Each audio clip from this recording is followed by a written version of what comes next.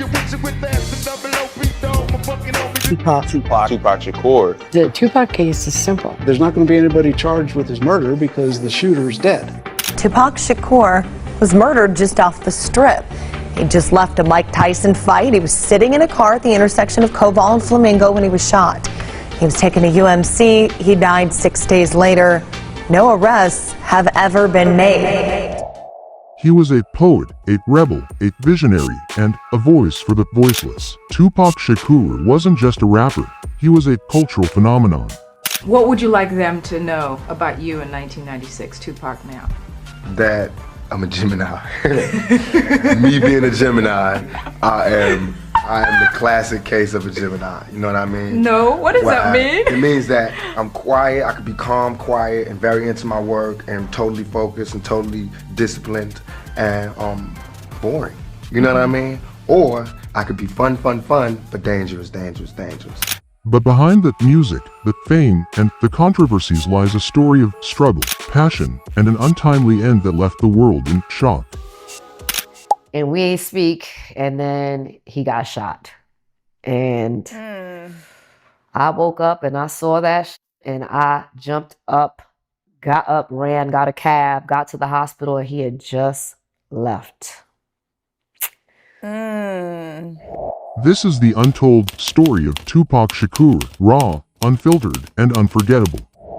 Born on June 16, 1971, in East Harlem, New York, Tupac Amaru Shakur's life was shaped by struggle from the very beginning. His mother, Afeni Shakur, was a Black Panther activist who fought tirelessly for justice, even while pregnant with Tupac. But the fight came at a cost. Poverty, instability, and constant moving became the backdrop of Tupac's early years. Tupac once said, "I didn't have a childhood. I was born a man." His family's activism and the harsh realities of life in the inner city molded him into a thinker, a dreamer, and a fighter. But it also planted the seeds of rebellion that would define his life and career. Tupac's talent was undeniable. From his early days as a backup dancer and roadie for Digital Underground to his explosive solo debut with Tupacalypse Now, he quickly became a force to be reckoned with. His raw lyrics and unapologetic storytelling resonated with millions, but they also sparked controversy.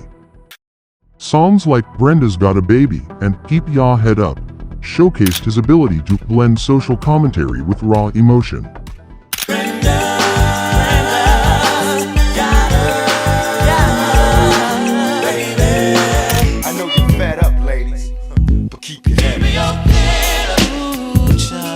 But as his star rose, so did the drama.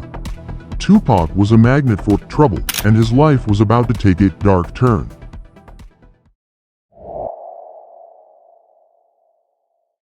In 1992, Tupac made headlines when he sued the Oakland Police Department for $10 million,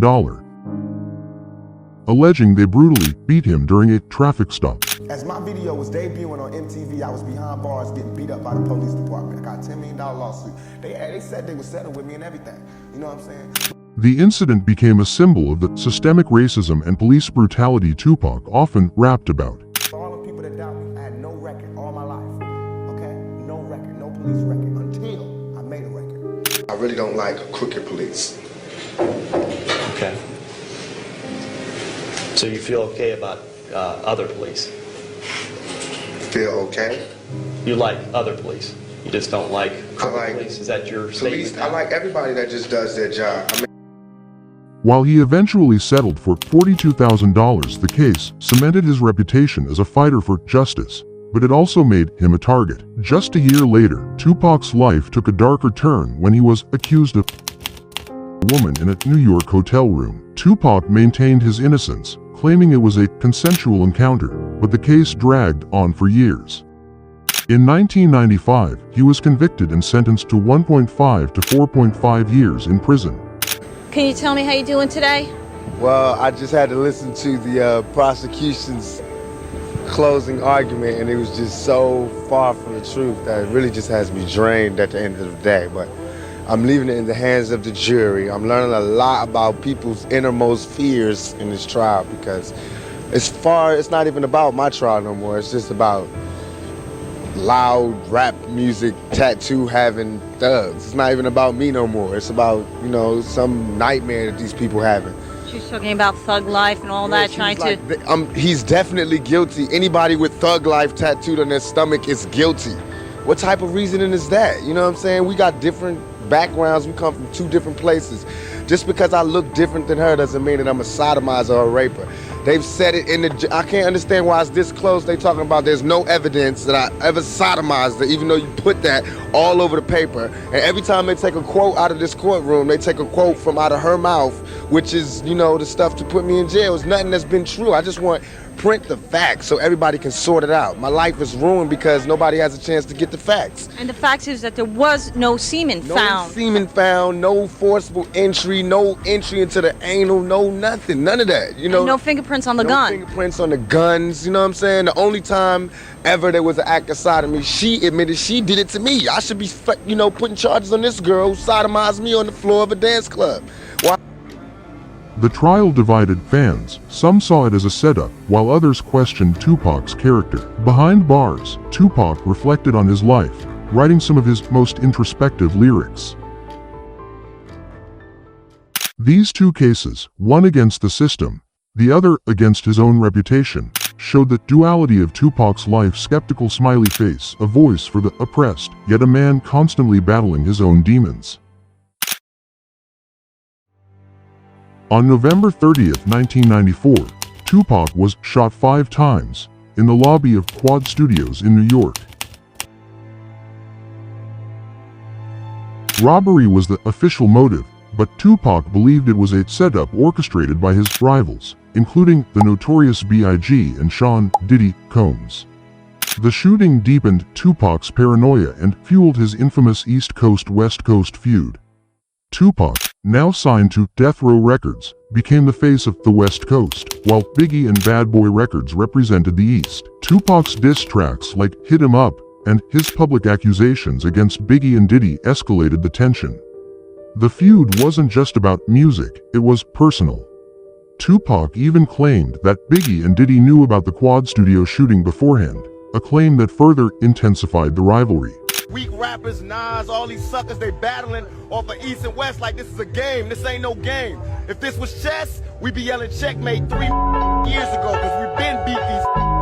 It's not. This feud would dominate hip-hop in the mid-90s, but it would also have tragic consequences. While serving his prison sentence, Tupac experienced a profound transformation. He read books, wrote poetry, and reflected on his life. During this time, he released Me Against the World, which debuted at #1 on the Billboard charts. I got nothing to lose. This is me against the world. Making Tupac the first artist to achieve this while incarcerated. But his redemption came at a cost. To secure his release, Tupac signed with Death Row Records, a decision that would tie him to the volatile world of Suge Knight and the West Coast rap scene. We talk about Death Row East, what is exactly happening, and what can we expect from it? You believe in God? Certainly. Believe in Death Row East. Believe in that, for real. Tupac's association with the Bloods gang and Death Row further fueled his controversial image. While some saw it as a survival tactic in a dangerous industry, others criticized him for glorifying gang culture. Tupac's loyalty to Death Row and his public feuds made him a target, and many believe that this ultimately led to his untimely death. That by me adding my link to Death Row, this chain would be unbreakable, unstoppable, and we would make more money than any black artist in the music business ever made.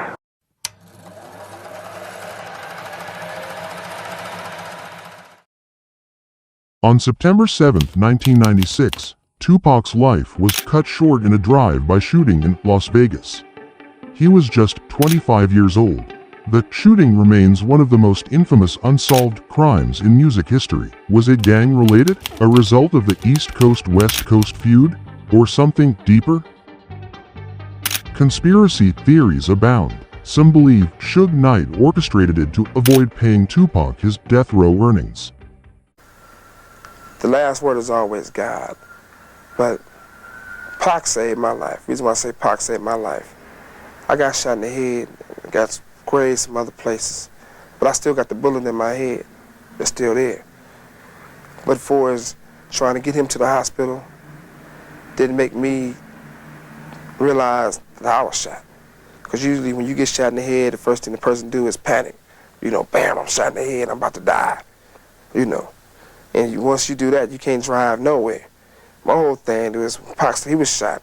I'm like, you shot? I'm finna get you to the hospital. I'm driving, telling him I'm finna get to the hospital, kick back. Pac looked at me and said, you know what? You need the doctor more than me. You the one shot in your head. And we laughed the whole time going to find out I went to the hospital. That's the conversation we had. It wasn't, Pac was a man the whole time. It wasn't that he was like, oh, I'm shot. Others point to the Bloods and Crips rivalry, or even the government, given Tupac's outspoken activism. Despite countless investigations, the truth remains elusive. Tupac's death left a void in the world of hip-hop and beyond, but his legacy continues to spark debates and inspire generations. Tupac once said, "I'm not saying I'm gonna change the world, but I guarantee that I will spark the brain that will change the world." And spark he did. From his music to his activism, Tupac's influence is everywhere. He may be gone, but his spirit lives on. We look at death from a selfish side, like, you know, that guy died, oh, it's so sad. Why is it sad? He's away from all of this bad stuff that's here on earth. At the worst, he's just somewhere quiet, no nothing. At best, he's an angel, or he's at the next existence, or he's a spirit somewhere, you know. What is so bad about that? I wish that my son was here and that he could go and lie down in my bed and come out of my room and say, "Ma, what'd you cook?" I miss his being. He was my son, and I miss him as my baby, my boy, who I loved, respected, appreciated. He was my friend. He called me up in the middle of the night after he done had a hot date. Thanks for watching. Don't forget to like, share, and subscribe for more stories that inspire, challenge, and move you.